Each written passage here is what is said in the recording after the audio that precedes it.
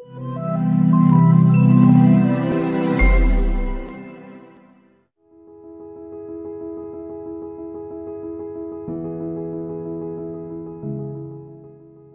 juin, au Bureau d'études et de conception technologique SARL, Sovelmash, les préparatifs pour la production des premières séries d'articles étaient en cours.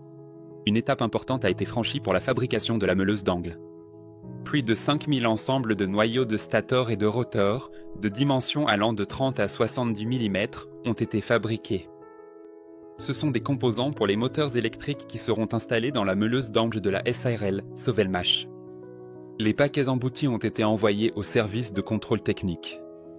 Cela a été précédé par le réglage de la presse à manivelle et la maîtrise du processus technologique de découpe de l'acier électrique avec l'aide d'un spécialiste venu de Chine. Après avoir embouti les pièces pour la meuleuse d'angle, le poinçon a été remplacé. Un poinçon a été installé pour la fabrication des segments du stator du moteur du quadricoptère, Motiloc. Une plaque de formage a été conçue et fabriquée pour l'installation de moulage par coquille destinée au remplissage de la cage d'écureuil du moteur, Motiloc.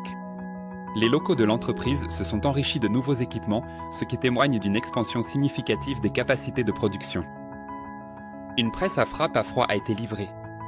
Elle permettra de produire des arbres et des axes pour moteurs à raison de 6 pièces par seconde. C'est un rendement élevé pour un équipement de série.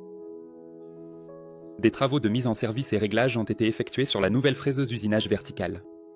Elle est destinée à la fabrication d'outillages qui seront utilisés sur des équipements de plus grande taille. Il est également possible d'y produire de petites séries de pièces. La mise en service de la station à azote est terminée. La station est entièrement opérationnelle et les utilisateurs y sont raccordés. Chez BTEI, on se préparait à tester les produits, y compris la meuleuse d'angle. Une chambre d'essai à la poussière, une chambre climatique et un banc de vibration ont été achetés et livrés. De nouveaux postes de travail pour le contrôle intermédiaire des produits ont été mis en place. Les négociations avec des clients potentiels des produits de la SARL, Sovelmash, se sont déroulées tous les jours en juin. Le processus d'obtention de l'attestation d'achèvement des travaux du BTEI a continué. La SARL, Sovelmash, a apporté de nouvelles modifications au modèle 3D haute définition de la solution architecturale et d'urbanisme et l'attente de l'approbation par les autorités de contrôle a de nouveau commencé. Les principaux partenaires et investisseurs du projet venant du Mozambique et de la République d'Afrique du Sud ont visité le BTEI afin de voir de leurs propres yeux ce qui a été construit avec l'argent des investisseurs. Alexandre Sudarev leur a fait visiter l'entreprise et a répondu à toutes leurs questions. En particulier, les invités ont appris quand le BTEI commencera à fonctionner et sera en mesure de collaborer avec les pays africains. Pendant ce temps, en Afrique, le projet se développe actuellement de manière particulièrement active. En juin, la société Solar Group a organisé une tournée de conférences et de rencontres dans 3 pays africains. Dans chaque pays, de tels événements ont eu lieu pour la première fois. Leur succès a dépassé toutes les attentes.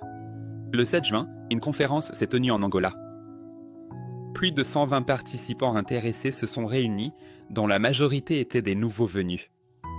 Le 14 juin, la conférence inaugurale de Solar Group s'est tenue au Mozambique. Plus de 200 participants se sont réunis à l'événement dans la ville de Maputo, y compris un représentant du ministère de l'économie du pays. Du 19 au 23 juin, l'entreprise a organisé une série d'événements locaux en République d'Afrique du Sud. Des rencontres avec des investisseurs, des partenaires et de nouveaux participants ont eu lieu dans 4 villes, Durban, Matasiel, East London et Pretoria. Au total, plus de 500 invités d'Afrique du Sud, ainsi que du Zimbabwe et du Lesotho, y ont participé. Chaque événement se distinguait véritablement par son ambiance propre et un haut niveau d'organisation. Enfin, le 28 juin, la plus grande conférence de l'entreprise en Afrique s'est tenue à Johannesburg. Plus de 500 invités étaient présents, partenaires, investisseurs, nouveaux participants, hommes d'affaires, fonctionnaires. Les intervenants étaient les dirigeants de Solar Group, Sergei Semenov et Pavel Filipov, ainsi que le directeur de la coopérative de production, Ressources, Andrei Lobov, et les principaux partenaires en Afrique du Sud. La conférence s'est déroulée au plus haut niveau et dans une ambiance très dynamique. Nous vous en parlerons plus en détail, alors restez attentifs à nos actualités.